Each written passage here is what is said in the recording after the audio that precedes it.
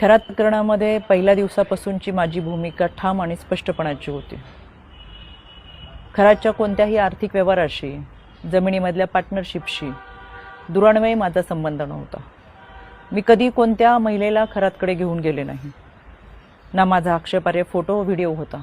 पण तरीसुद्धा गेले 1.5-2 महिने अतिशय अश्लील अश्लाघ्य भाषेमध्ये विधानं करत, कोणताही पुरावा नसताना माझ्यावर माझ्या कुटुंबियांवरती केलेले आरोप हे अतिशय वेदनादायक होते। आणि म्हणून आता ही माझी लढाई कायद्याच्या चौकटीतून आहे। इतरांप्रमाणे माझ्या कुटुंबियांनी खरातला गुरु मानलं होतं आणि म्हणून जो पाद्यपूजेचा व्हिडिओ होता तो अतिशय जुना व्हिडिओ होता। त्यावेळेस मी आयोगाचे अध्यक्षही नव्हते, पण तरीसुद्धा खरात प्रकरणाचा तपास हा पारदर्शकपणे व्हावा यासाठी मी राज्य महिला आयोगाच्या अध्यक्षपदाचा आणि प्रदेशाध्यक्षपदाच्या अशा दोन्ही पदांचा राजीनामा दिला।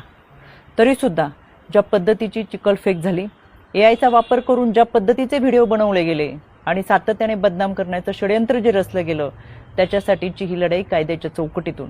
आणि म्हणून आशा मिरगे या बाईने डिबेट शोमध्ये अतिशय असभ्य भाषेमध्ये जी विधानं केली, ती विधानं ऐकून तर मला आश्चर्याचा धक्काच बसला। आणि म्हणून मी 4 एप्रिलला पहिली नोटीस ही आशा मिरगेला पाठवली होती।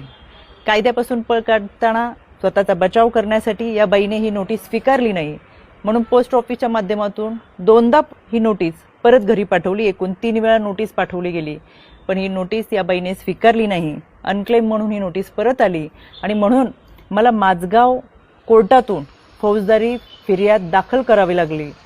माननीय न्यायालयाने याची दखल घेऊन आशा मिरगेला 2 जुलै 2026 रोजी सकाळी 11 वाजता कोर्टात हजर राहण्याची ऑर्डर काढलेली आहे। त्यावेळेस मी देखील हजर असेलच, कारण की हा लढा आता स्त्रीत्वाच्या सन्मानाचा आहे। यामध्ये आशा मिरगेप्रमाणेच इतर काही महिलांनी देखील कोणताही पुरावा नसताना अतिशय बेताल विधानं केली, सातत्याने बदनाम करण्याचा प्रयत्न केला, आरोप केले। कोणताही पुरावा त्या सादर करू शकला नाही। त्या सगळ्यांना 2 दिवसापूर्वी दिल्ली हायकोर्टातून नोटिसा पाठवलेल्या आहेत। दिल्ली हायकोर्टात सुद्धा मी उपस्थित राहणार आहे। हा लढा स्त्रीत्वाच्या सन्मानाचा, इथून पुढे कोणत्याही महिलेच्या चारित्र्यावरती शिंतोडे उडवले जाऊ नयेत यासाठी हा लढा आहे। आणि म्हणून खऱ्या अर्थानं हा महाराष्ट्र छत्रपती शिवरायांच्या विचारांचा महाराष्ट्र, जिजाऊ सावित्री अहिल्या रमाई भीमाईचा महाराष्ट्र। संपूर्ण वस्त्रात असलेल्या स्त्रीला विवस्त्र करण्याचा प्रयत्न या विकृत मनोवृत्तीच्या लोकांनी केला आणि म्हणून या विकृतीच्या विरोधातला माझा लढा आहे। ही लढाई मी निश्चितपणाने लढेल। पहिल्या दिवसापासून जे सांगत आले ते आजही सांगते।